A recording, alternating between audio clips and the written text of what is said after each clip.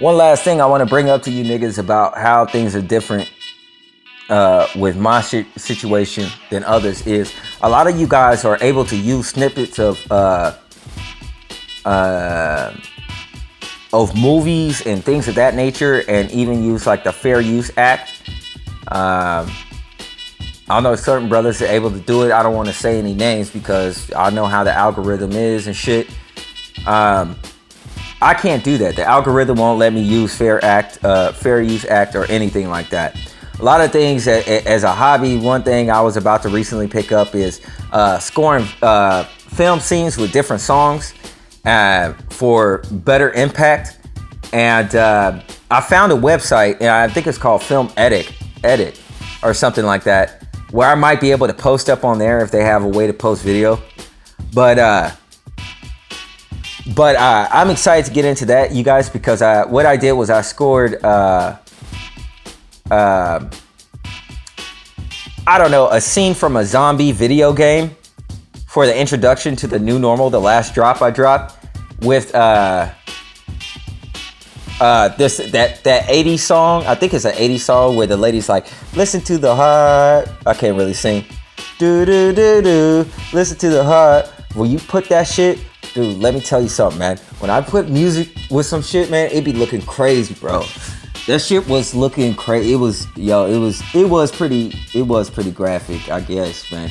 But it was a video game. It wasn't that deep. It wasn't like real, like blood effects or anything like that. So that wasn't the case. But they go overboard with the copyright on me. Sometimes I wouldn't be surprised if I post up my own shit and they would take it down. I know one video that they took down that I filmed on DARPA, they took down because they said it was medical misinformation. And then when I talked about it in a video and I complained about that, then they changed it and they said something about inappropriate content. And it was about DARPA. Right? And they gave me a strike for that. I didn't do it. They gave me a strike for that. So I got 2 strikes. This channel, you know what I'm saying? They're working on getting it taken down or whatever. But in the end, it's not really gonna matter. Maybe I'll just, you know what I'm saying, I'll have to, you know, when I start, you know what I'm saying, working or whatever, I'll get a Vimeo and I'll fucking load my videos on it there, man. But like, YouTube is emotional as fuck. That AI is scared of shit of me. All I can do is these audios and put up photographs. The way I post up my videos, because I can't do things the same way you niggas can, right? And that's it. The very thing that you try to point out towards others, if it's a indirect subliminal to me of why I'm not doing it, it's because, nigga, I'm way ahead of you, right? I'm not. You're able to post what you post because your information is shit, right? I'm being honest. I'm being honest. That shadow ban gets real when you dropping dimes, man. Peace and blessings be with you all. I'm out.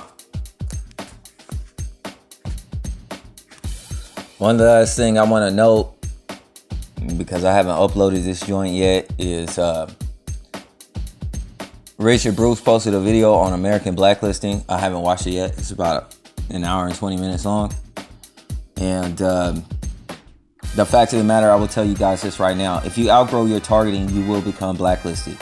So to a degree, my targeting, much of it, the targeting part, phenomenons, those are pretty much, for the most part, cool. But you will become blacklisted in terms of finding work. So if you have a job, stay with the job that you're at. They're gonna probably try to treat you like shit. I know my jobs got sabotaged. But if you can, go ahead and stay with it. Or if you have another means of making money, a lot of people can DoorDash. I know Low-Key T does that, but I can't do that because of my driving record. So I'm pretty much, you know, stuck in this predicament. Okay. So you will be blacklisted. That's how your targeting will change. So let's say you're in society and you're targeted, and then you successfully outgrow the program, then it's kind of like you're outside of the bubble. All right. And you can't get back inside of there necessarily. You know, a whole bunch of things will happen. It's different, man. And nobody can help you. Nobody can. It's just something that it is. And yeah, you know, a lot of times at these jobs, you could be kicking ass at your job. They don't care about you doing the job really well. All right. So that tells you in a lot of ways, it's not about the work. And if you happen to be black, a lot of people assume that it has to pertain to racism. But that could be true in the context of the true sense of the word. But it wouldn't be because you're black. You're missing it altogether. Okay. But generally, it's something much deeper even than that going on. All right. Much deeper than that. And, you know, though it can be frustrating at times, it is important for you to love your enemies and what have you, because you don't understand what they went through and how they got to that point, and you have to take that into account as well. All right, that would have been you. Okay, that would have been exactly you. It had you not been aware you were a target, you would have been acting like them. So take that into consideration. All right, when you're going about your day to day to keep yourself on an even keel. All right. Yeah. So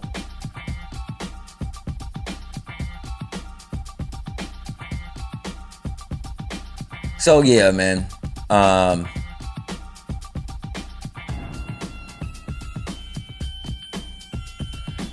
So yeah, that's all I want to put in there. Also, I'm looking forward to watching Roberto Conspiracy Files. If y'all niggas ain't heard of him, he got a good channel. He gives up some good information. It looked like he posted something today talking about he did a live TV show with the president of KFC Tasty Chicken. So yeah, he's on TV, and I think he's a manager up at that joint. So shout out to Roberto Conspiracy Files, man. Big up, man. This dude works his ass off, man. He got like 2 jobs, I think. And he works his ass off, man. So it's good to see a young brother like that. And you know what I'm saying? He has a daughter or whatever. I think he's like a single parent, and he's kicking ass, bro. He does what he needs to do, and he takes care of that baby, man. I think that shit is real stand up. I'm proud of that dude, man. All right. Peace and blessings with all you niggas. And the next segment will start in a second. Bam. What up, YouTube?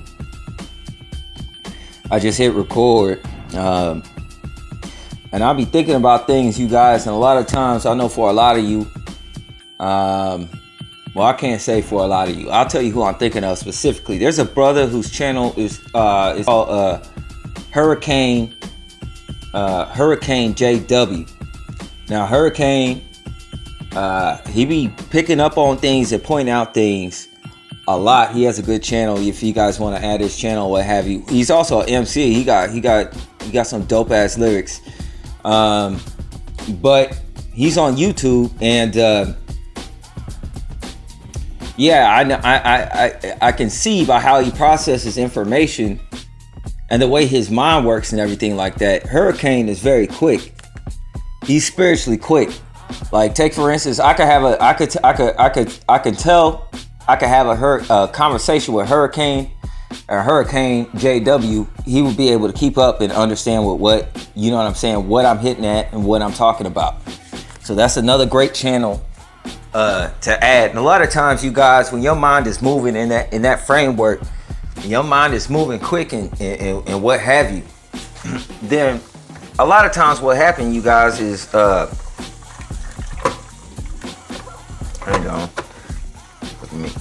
A lot of times what happens is you'll forget what the hell, you know what I'm saying? You'll be thinking up some crazy ass shit and it'll be on point, but then like you'll forget it by the time, you know what I'm saying, you go to record or whatever, unless you have like a notepad to like jot that down or something like that.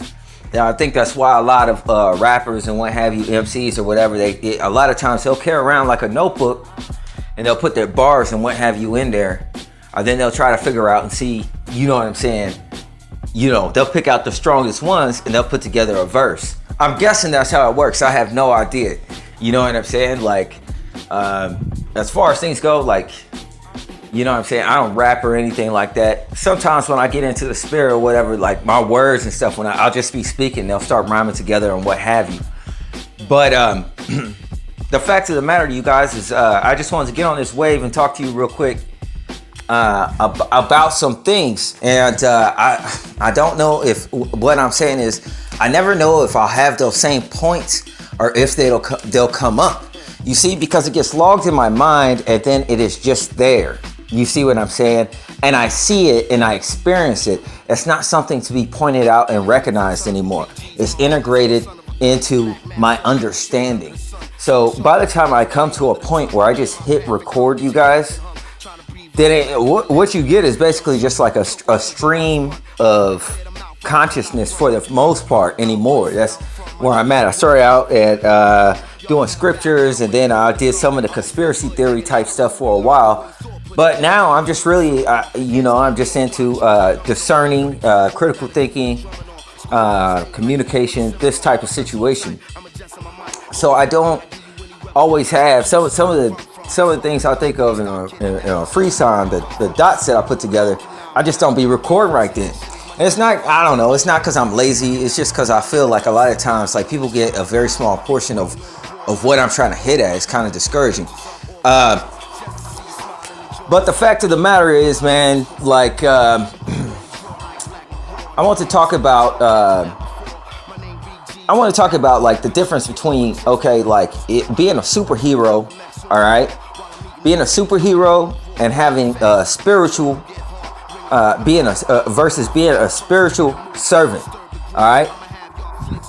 Right off the bat, a lot of people are very turned off by the word servant in terms of, a spiritual servant, you know what I'm saying? Being a servant of the Most High and what have you. Which, you guys, I'm in training. I'm not, like, my level is not there yet. We are anybody that's Christian, if you want to keep it 1,000, dude, we are way behind the start line of Christians that existed back in the day. And all of this facade about Christianity, about Christians being soft and shit like that. Yo, them niggas is crazy. We was the wildest niggas out there. We was the wildest one. And we would just believe some crazy shit. We're gonna fucking throw a party and march around the walls of Jericho for 7 days, just playing instruments, dancing and singing. And we believe the walls are gonna come down, and they came down. So you see, Christians had a different swagger back then. They were walking in the power of the Spirit. All of a sudden, a Christian start believing something, all of a sudden, that's some dangerous shit right there. Don't matter what you can do, right? Don't matter if you know Kung Fu, don't matter if you know kickboxing, because the spiritual game is different, okay? The prowess and walking in the power of the Spirit is significantly different than being a superhero. Now, going back to the word pertaining to servant, because this is a day and age where everybody wants to be divinated in some type of way. People are talking about gods and goddesses, and I even hear my people talking about, you know what I'm saying, sisters calling niggas king and niggas calling sisters queen. Hey, man, with me, forget about that shit, right? I ain't calling you no king. I ain't calling nobody no queen. Ain't no kings and queens in the earth. All right? There is but one God, and I'm going to tell you another thing. In the sight of my mind, there is but one king, and that king is Christ. And even though that he may give his servants crowns, I don't need mine, like niggas are trying to get them accolades down here on earth. I'm well content with being a servant, because people don't understand the dynamics and how people get into mythos and they worship these gods. And these guys are heroes in a lot of these Marvel movies, because the word men of renown also equate to heroes when you look in the lexicon.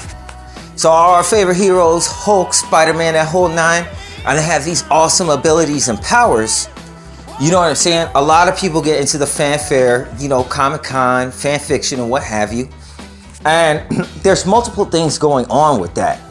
But before I get on a tangent, let me keep back to this servant thing.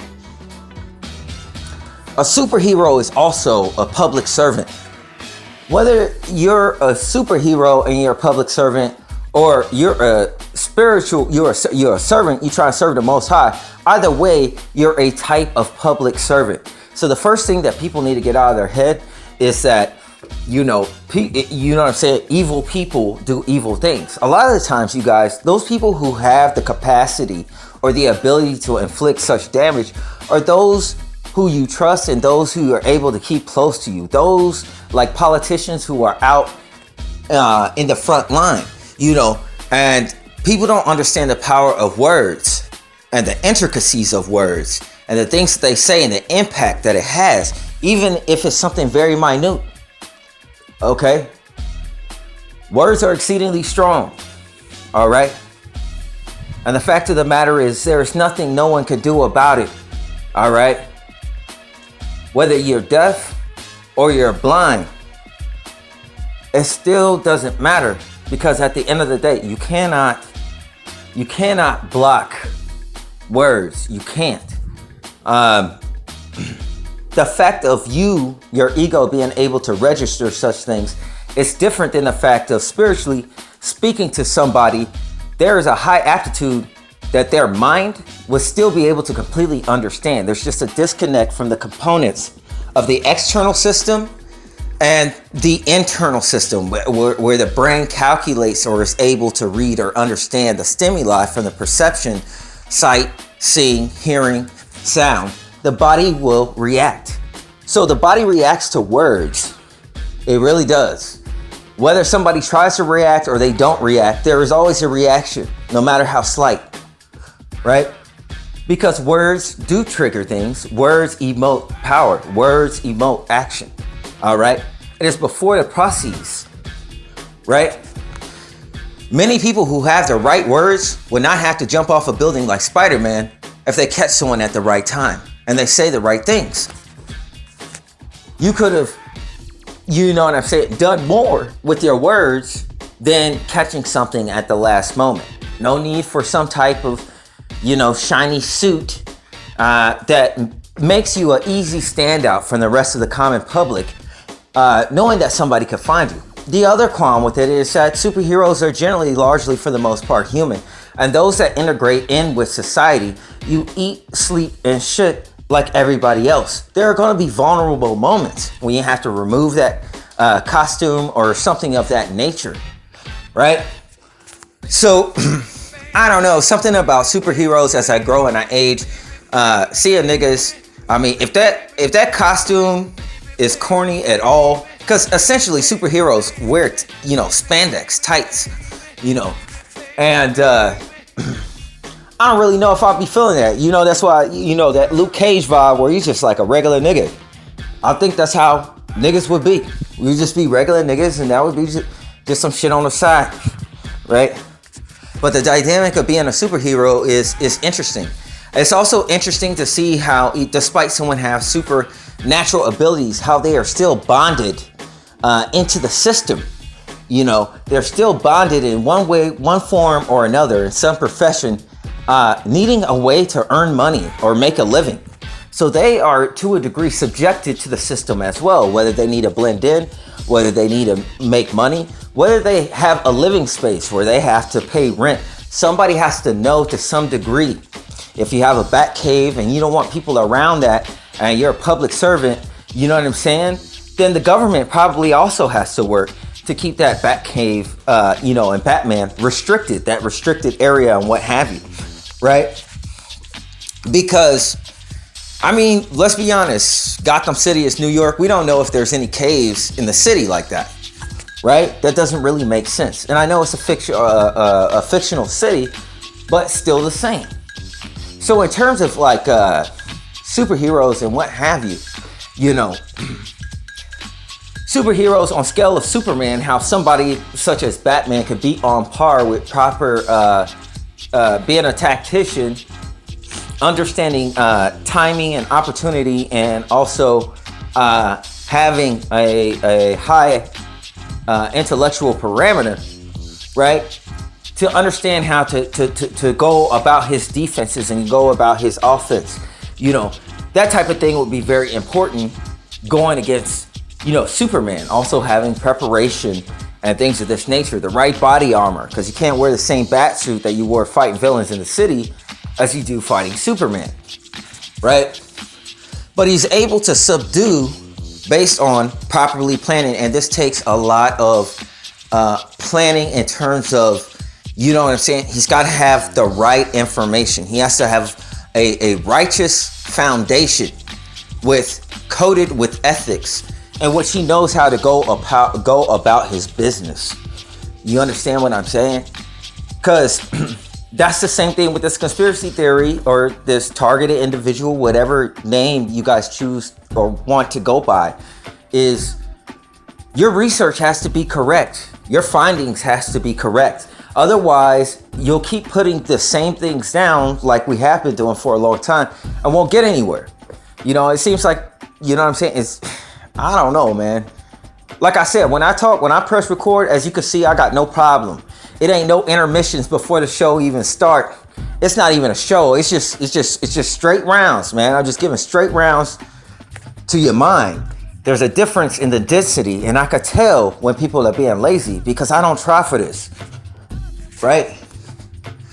So I am telling you from start one, you got to get on your Batman shit, because Batman is also Bruce Banner. Spider-Man is also Peter Parker. And they got to still do their regular shit. They got to do their diligence. They got to do their research. They got to put the work in. Because the opponent that you're going after is exceedingly persistent, right?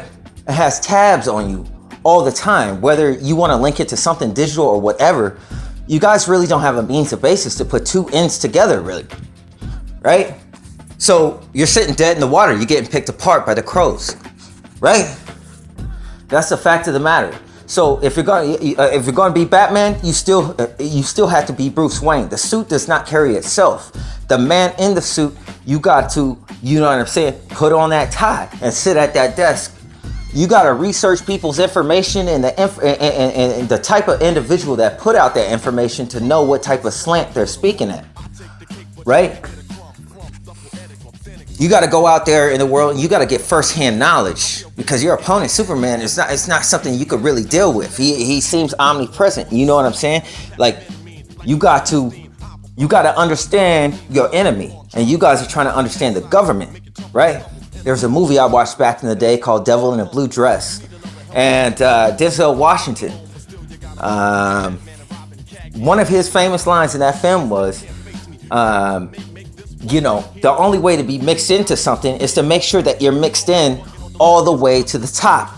That way you could see what the fuck is going on. That's what he was talking about. He's talking about having the right information. And when you have the right information, when you go out and talk to people, you got to talk to the right people. All right? That brother Broken Matrix, there was some mental facility, I guess that was in his name and his birthday, that he had found. And he called, and he's frustrated. I get it. But he's nailing the secretary or the lady that answers the phone to the wall, okay? He's nailing her to the wall. That chick is like, I don't know what's going on. I just get a paycheck from here and I do my job. Like, she's trying to tell him, you got to talk to this other dude, right? And he's asking her all kinds of questions. So he had the right information, but he had the wrong individual, right? There was nothing more than she could do than relay his message, and she said it to him several times. But this just also goes to show that when you don't have a level head, or you start to get excited or angry, that your mental capabilities go down. That's why when people have a stare down, when they're about to get into a fight, that is the actual sum of the fight right there for the most part. You could study fights a lot of times from the stare down. The person who blinks and breaks, right? That breaks their stare, right? They had a thought pass through their mind that caused them to change their position during that stare down. All right? It doesn't need to go any, you know, really any deeper than that. So the first plate, you know what I'm saying? You got to have the right information. Even if you're not going to be a spiritual servant, you're being a public servant by putting out this information. And the gratitude of your channel building, let it be blessed and based upon something spiritual that you're putting out dignified information. Now, in terms of what happened to me and me getting shadow banned so heavily, quite frankly, I don't really care if my channel builds. I don't want the channel to build. I'm quite content with the shadow ban that I have. because it puts up a wall. It puts up a wall. A lot of things I don't have to worry about. I don't have to worry about trolls. That's how you know my shadow ban is different. You can't find me in the search, right? A lot of targeted individuals you find in the search, I'm like, nah, they ain't really hit, right? A lot of people you search and you just go straight to their channel. It will just pop right up. And Targeted Tony did bring up a good point in terms of this situation. And his page is so-called silenced, right? But the shadow ban that y'all niggas have is not the same shit as mine, and we all know it, right? It's just a different level, right? But you are in a basis, if you don't want to acknowledge the Most High, you are doing a heroic thing by going against the grain and putting out the information that you have. However, you got to make sure your information is right, and if your information is wrong, it never gets built on top of. And that's what I'm telling you guys. Your information never gets built on top of. You never build from that first step. All right. The second thing you have to watch out for in the superhero versus spiritual servant situation is collateral damage. And collateral damage comes with, you know what I'm saying? If you're being targeted and you're going out into public and environments are being affected in a certain type of way, all right? Because it's not just you getting affected.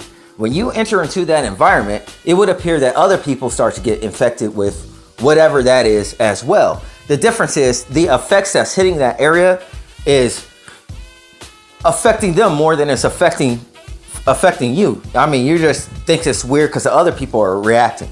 And that's what makes you a target. It's the fact that you're a target because the others are not targets.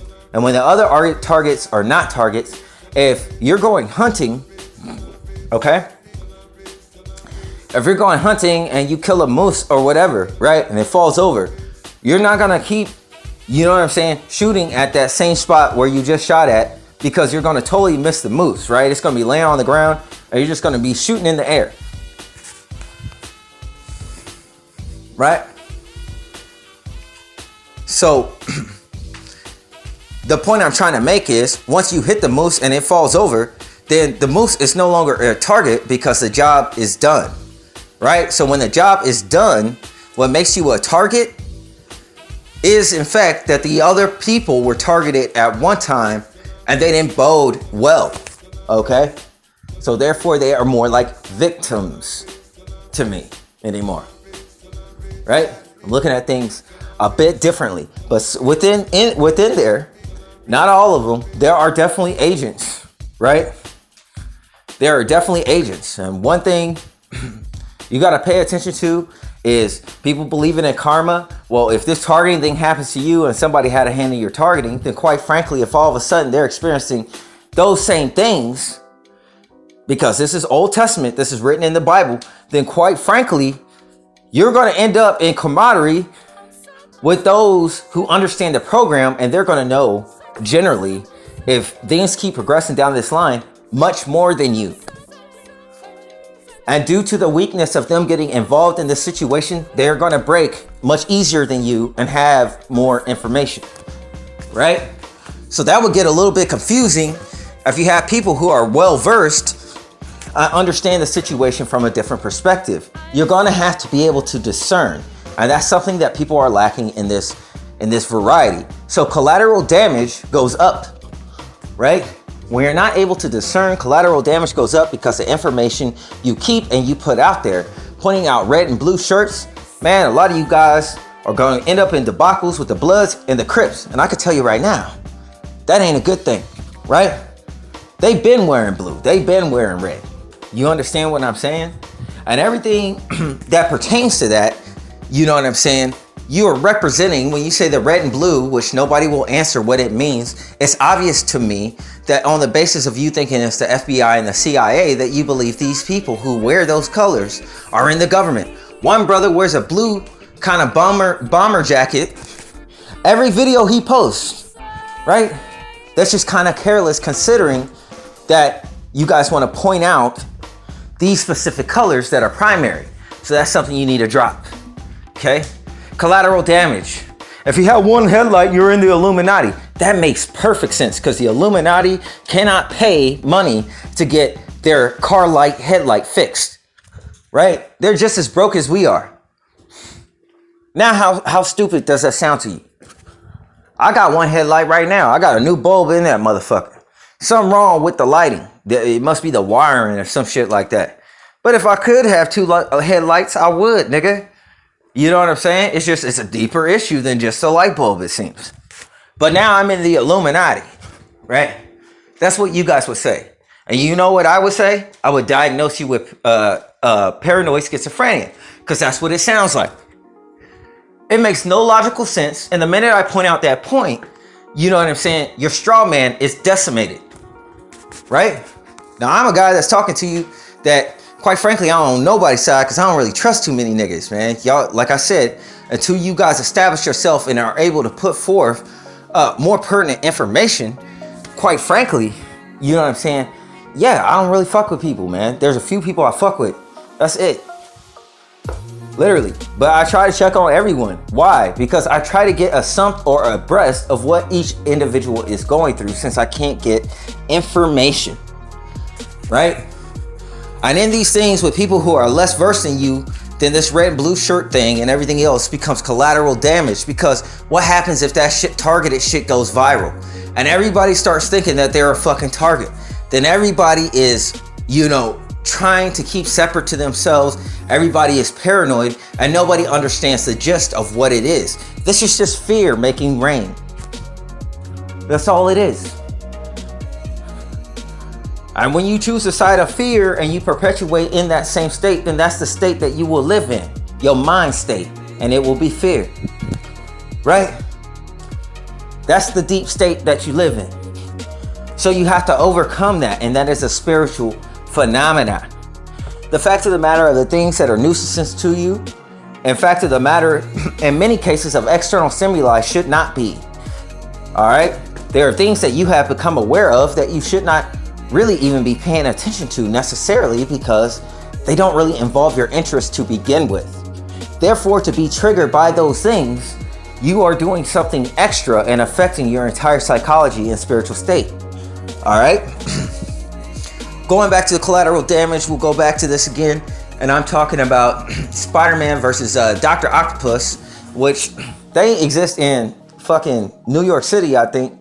And Spider-Man, when he thinks about things as a superhero, one of the biggest things that they have to think about is not just whooping people's ass. You got to watch out for innocent bystanders, and they have to watch out for collateral damage. Inflicting too much damage on the city will give them a poor reflection, because people are that critical. They'll be more critical about money than their own life.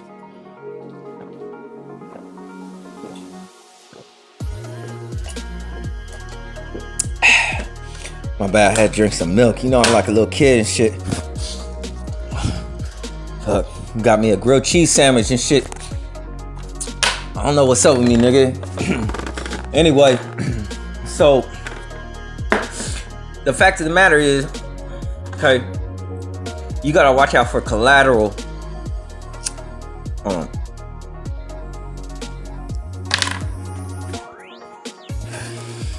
You gotta watch out for collateral damage. All right, they gotta watch out for collateral damage. You know, throwing somebody into a building and it busting up. All that shit gotta get fixed in the city, right? So the city, if they're gonna fight crime and have that ability beyond the law, they have to be connected to law enforcement in some shape or another, don't they? Even if they're trying to help. So in terms of that, they would be responsible for a certain aptitude of collateral damage done in the city if they're given allowance to take action inside of that city if it needs to be taken. You understand? So the fact of the matter is, what's interesting is superpowers does not make one free. In fact, the responsibility that they carry will bind them even more into being a public servant and having an obligation to the city, and they will be held accountable for things that they're not responsible for. These are the issues that I would imagine a superhero in real life would face, and there would be more straps on them as far as a superhero and safety precautions and what have you. And of course, they're always going to design some type of way to defeat that superhero just in case, whether they need to cover something up or if that superhero goes out of control. You know, if you watch that show, The Boys, they have a stronghold on all of those superheroes. They have PR, public relations. They have all kinds of things. So quite frankly, it would be just as bad, if not worse, than being some type of celebrity with having much more responsibility. Impossible things would be asked of them, right? So if you have somebody that's lawless, such as Dr. Octopus, and he's raining terror on the city with those huge tentacles and shit like that, and you Spider-Man, you go and try to, you know what I'm saying, get the situation under control, that fight's going to get out of hand, right? It's going to get out of hand. It's going to be a lot of collateral damage. And in the end, when the villain is locked up and he goes into jail and everything, this nigga's going to jail. They're looking at Spider-Man like, dude, yeah, we're glad you took care of that situation, but quite frankly, look at what you did to the city. Look at what you did, right? Because the city is not going to be accountable for that. And oddly, if you're a villain, the city or society does not expect you to be as responsible as everybody else in the city. And as a superhero, you would be held more accountable than even those in law enforcement. That's generally the case that I would see that would be happening. So there is a spiritual bondage there that, despite superpowers have no definable control over, dealing with that machination. The best thing you could be in life is free. And the fact of the matter is that freedom is somewhat of an illusion. And superheroes are not, free of this thing whatsoever, you know. And just like there's tabs on you as a target, there's tabs on those people who are tracking you. Most definitely, probably even more so. Okay, every little thing they probably have to give a report or an update or something like that. All right, these people are not in control because they're coded over by the matriarchy of the Matrix. Okay, the ones and zeros, right? They have bought into the lie, the public deception, because the truth was just too hard to deal with for them. You know, it was too traumatic, right? So a lot of times people will kind of disassociate and just go with the flow. So you have to be careful of collateral damage and damage control, because that fight with Spider-Man and Dr. Octopus in New York City is going to cause a lot of damage. So Spider-Man can't just fight like Dr. Octopus can fight. Spider-Man has ethics. He has to do things a certain type of way. He has to move a certain type of way. He has to have a certain type of plan. He has to have a certain type of understanding. All right? Because the superpowers or whatever, in terms of a formidable foe, it's not going to be enough with the spiritual bondage that is also sitting on top of him. All right. In the film, there's a film, Kill Bill, with Uma Thurman. Okay, one of the notable scenes in that film is when she's sitting in the back of the pussy, or in the back seat of the pussy wagon, which is a truck. If anybody haven't seen that, it's just like a pet name she gave her pickup truck. All right, she's sitting in the back and she's trying to work herself back from her muscle atrophy because she had just got out of a coma. Now, something that the Bible says commonly is "Wake, O ye sleepers," right? And people say nowadays just living the dream. So it's kind of like people are in a comatose state. They're there, but they're not completely with it. That's what I think is going on, because it's a blitzkrieg. Remember, it's the information war, information age, and then information wars, which steeped into hacking and all forms of types of fucking information.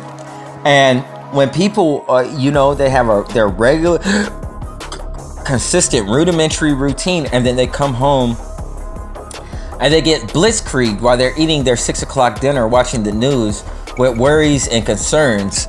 All right, that's too much for them to deal with, on top of the spiritual bondage, on top of having a family, the whole nine.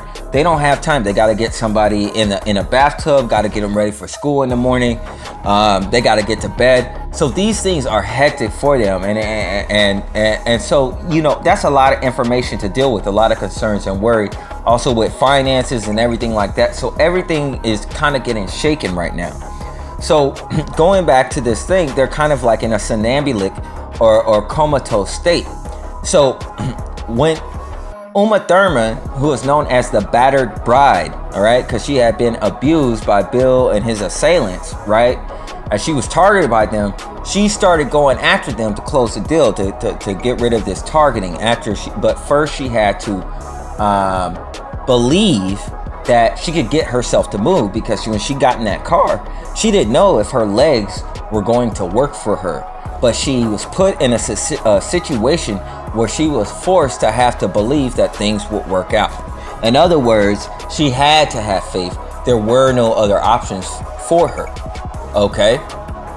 So what machination is she using? Is she using superpowers by using faith? Well, yes, she kind of is. But really, it's spiritual. Okay? It's spiritual, right? And,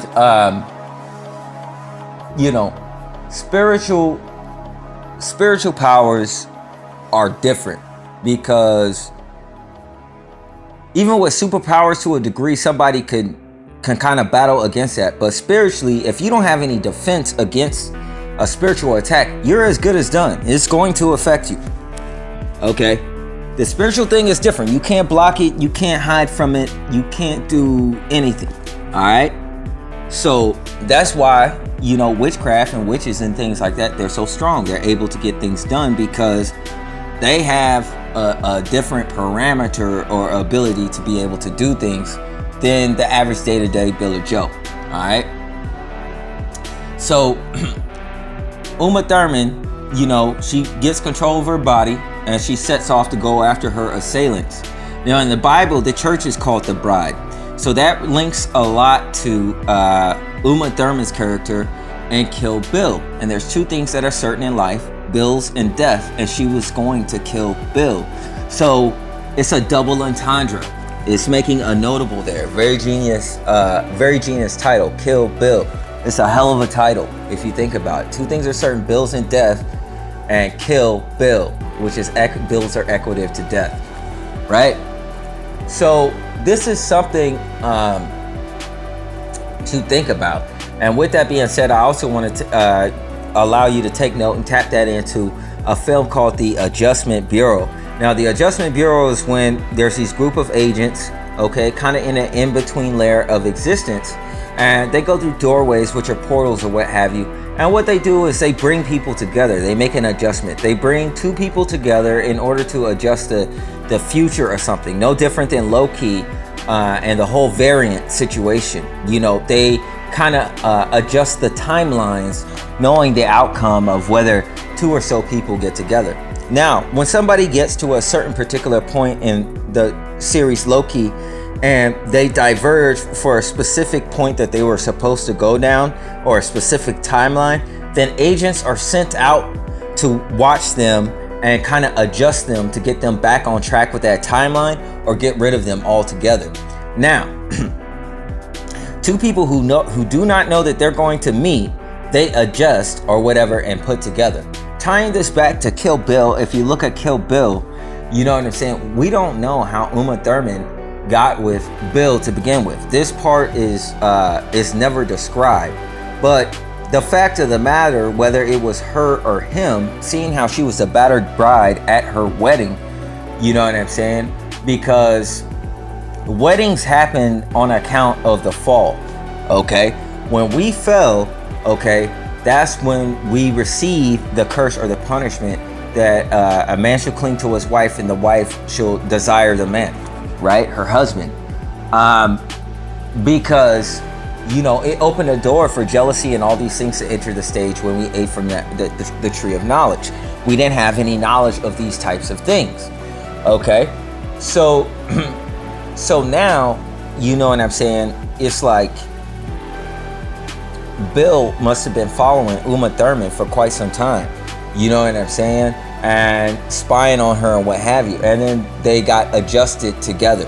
This is an assumption that I'm making about the film, because the first day of their wedding, he wouldn't destroy his bride right then and there. They just got married. Why would he get married first? All right, unless he was looking for something in terms of financial gain. She might have had pockets, right? So it's very important, even down to your personal relationships, that you're able to discern and make sure that you get an understanding of those people that you're talking to or whatever, you know, but that's the battered by situation, and the collateral damage that was taken of her taking interest, this love interest, was supposed to be her life and cost her getting raped while she was in a coma, you know, in terms of Kill Bill. This is like an Adjustment Bureau situation. I do believe that most relationships where people are put together, I think a lot of them are adjusted. I believe that that is a true movie. So that's another movie worth pointing out.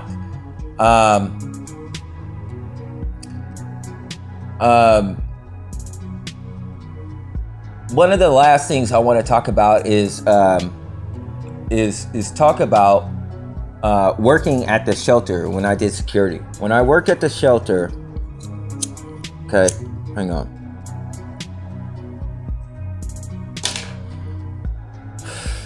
When I worked at the shelter and I did security, you guys, one of the first things that I noticed, you guys, working around the homeless community and what have you, a lot of you guys come across homeless people and be thinking that homeless people are just off their rocker and what have you. A lot of the times, there are things affecting them that you guys are not aware of, that you're aware of now as targets. But there, a lot of times, if they could get through that, the things that they say, they're more together than most people. Their perception is crazy. Like I said, a homeless person is able to pick up things in their environment better than somebody that's in the FBI or CIA. They know everything that's going on. They know who they could talk to. They know who they can't talk to. They sense things, okay? They got super senses, trust me. A lot of times when the police can't solve a crime, they'll go to the homeless population because they're damn near invisible. The rest of society just basically ignores them. They could be right there and somebody get killed and nobody will pay attention to them or, worry about them being a witness. But, homeless people are very smart. I don't want people to get it twisted with just seeing a few people that they do. Muhammad posted a video this morning. He was sitting next to a homeless dude, and he was very in tune and very well aware of what was going on in Nickelodeon with the pedophilia, and he was shouting out against establishments and what have you. Now, I'm sure to a degree, Muhammad may have thought he was a little bit off his rocker, but at the same time, Muhammad is sharp enough to know that this dude was he was kind of with it. All right? He was kind of with it. And, but he has a video listed as if this homeless guy was a gang stalker. He's not. I mean, in fact, if he lives on the street, you're more in his territory. You would be the perp, right? If that's the angle that you're hitting at. But if not, this dude was more together than what people think. But people just write people off, over superficial things. And quite frankly, the homeless population has the biggest heart a lot of the times. And they're a lot more together than what people would think. It's what happened to society. All right. It's a true question. All right. And even though I know like Eliahim posted something in regards of this being a simulation. Okay. I am not a simulation, though I do exist in one. And that's the difference between fact and fiction. All right. Even though I exist in one, in a simulation, right, does not mean that I am the simulation. And that's the difference between fact and fiction. Only one can be real, and I am not my image. How many truly know me? Right? Even when the cops look for a person, they're looking for a person based upon their physical description, which would be important in that situation. But even more than their physical description, they need more of the other information than they need the actual individual's description. You could find the individual by hearing the information and not knowing what people look like by how they act. When you see it, you'll get triggered. Right? So that's the interesting thing about that. What you exist in a simulation, your image exists within a simulation, but not your astral body. Okay? So you need to be aware of that. But that's if you're a spiritual nigga. If you're not spiritual and you just Captain Kangaroo and you know what I'm saying, you're doing your thing, then quite frankly, that would degrade all of your information to be physical evidence, which you cannot prove. Okay? Which you cannot prove. Even in what you can prove and what that is clear in the good evidences I've seen, there is nothing that could be proved there other than people just wanted to go to that area in the store. You cannot prove gang stalking though, but you could prove it to other people who are being gang stalked who will understand that phenomenon. You know, just like when Neo was talking to Morpheus telling Neo, hey, I cannot tell you what the Matrix is. Some things you have to see for yourself. Okay, this is something people will have to see for themselves. And how can you see or be aware if you do not have the awareness or the overwatch of having either the mercy of God or some aperture of spiritual wisdom, right? For me, it's the Holy Spirit.